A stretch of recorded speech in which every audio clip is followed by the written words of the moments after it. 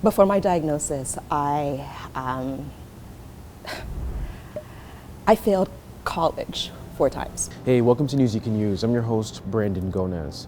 Imagine growing up living life knowing something is off with how you learn to read, write, and spell, but not being able to figure out why that is happening.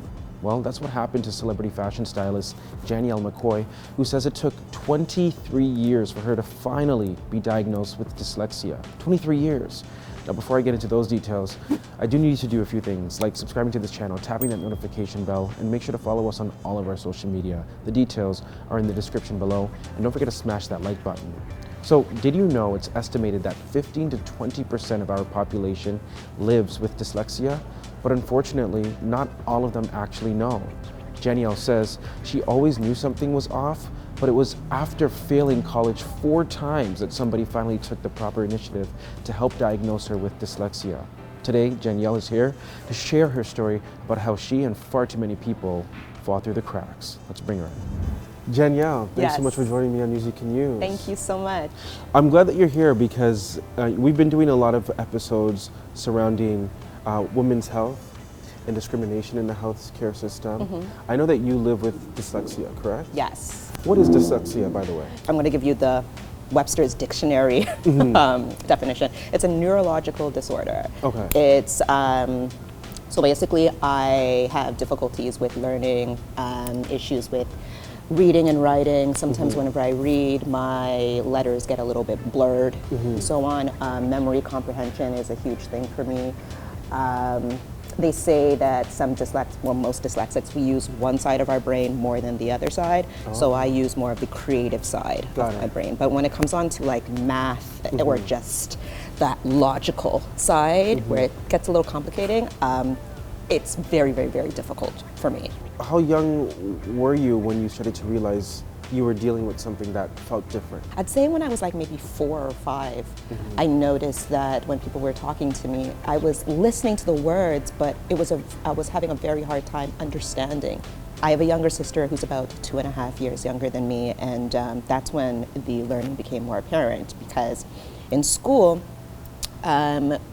we would have certain lessons, and I would bring it home for my mom to help me out, and then the next day, after learning it from my mom the previous day, the next day it's like I totally forgot it.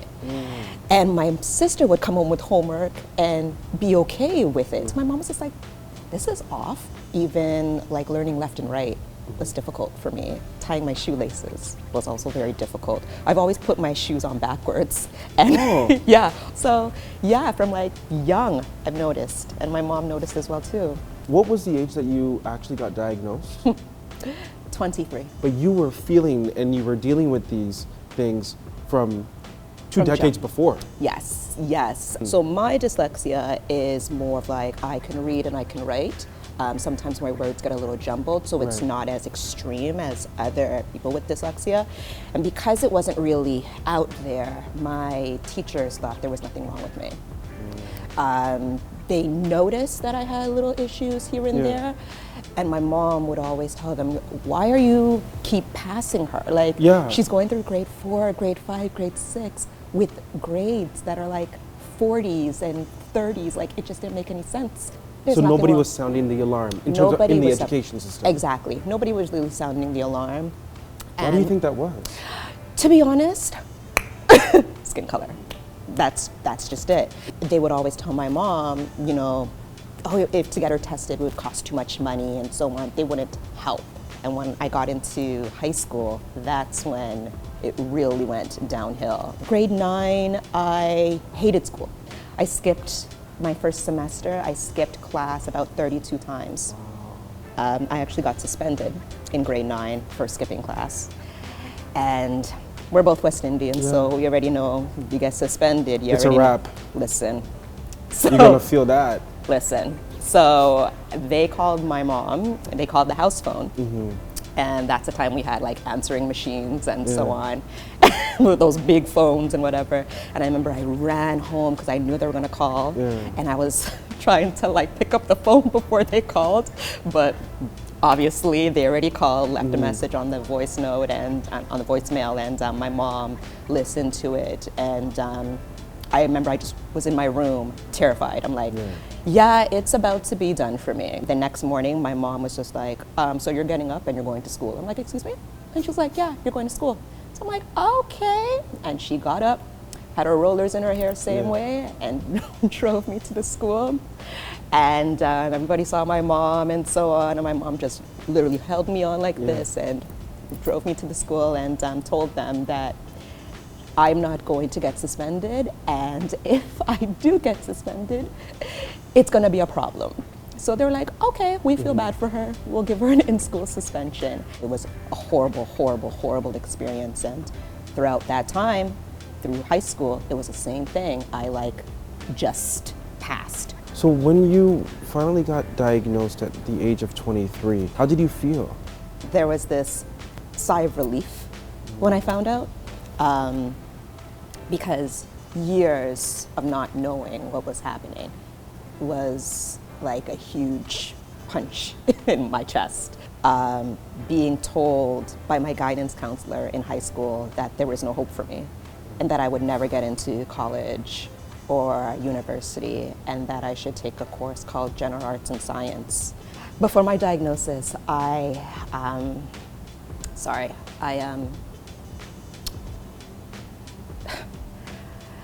failed college 4 times.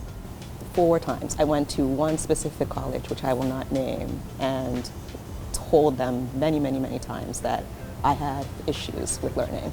I took international business, I took general arts and science, I took visual arts, I took fashion, and every single one I failed.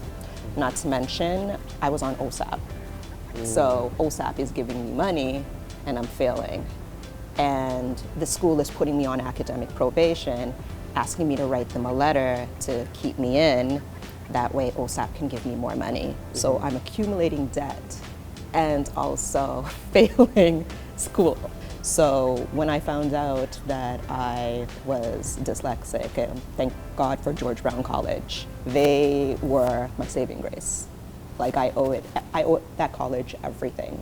I walked in the first year of my fashion management program and spoke to a guidance counselor named Stephanie Burke. I will never forget her, and told her I had issues with learning and I want to do better. Not to mention I'm on OSAP and I can't afford to fail again, to accumulate more debt. And she noticed that there was something wrong and brought in a psychologist, and luckily I got tested for free. Yeah, the psychologist came in, tested me, and found out that I had dyslexia, and I cried.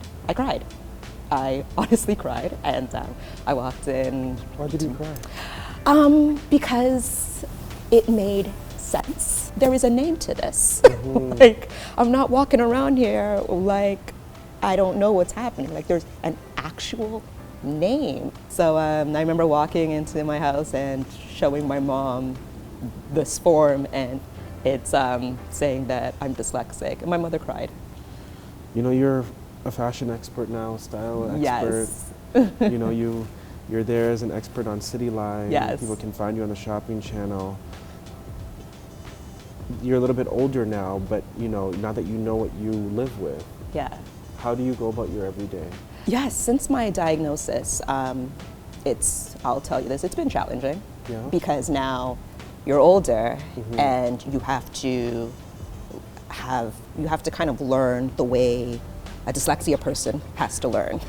While I got my diagnosis in college, I would highlight all of my words because color is a huge stimulation for me, and it would help with my memory. And listening to instrumentals whenever I study, because I love music and I'm extremely audio. Long story short, I graduated with A's and B's and was nominated for valedictorian at George Brown. And I got an internship at BET Television Network right after college. And yeah, I came back and worked in film and television, and just being around people, I had to learn to let these people know that, you know what, if you see me kind of struggling, this is the issue. Or it's not saying the issue, but this is the situation. I have dyslexia and I have issues with learning and reading comprehension and just memory. So You almost have to be your own advocate now as an absolutely. adult to ensure your success. Yeah, You know, I want to ask you a personal question. sure. When you kind of look back, now knowing what you know now, what would you say to your teachers in elementary school and high school, or those guidance counselors, or your doctors back then, who didn't take the time to figure out what was really happening? Yeah, I would basically say, like,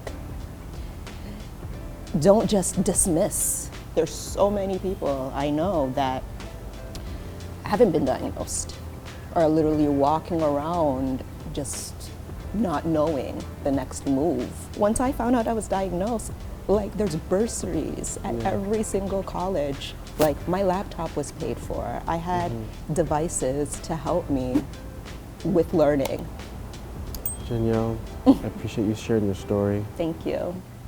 Hey BG Squad, thanks so much for checking out our channel. And listen to this, we have more great content for you, like this video right here and this video right here. By the way, don't forget to subscribe to this channel right now and tap that notification bell.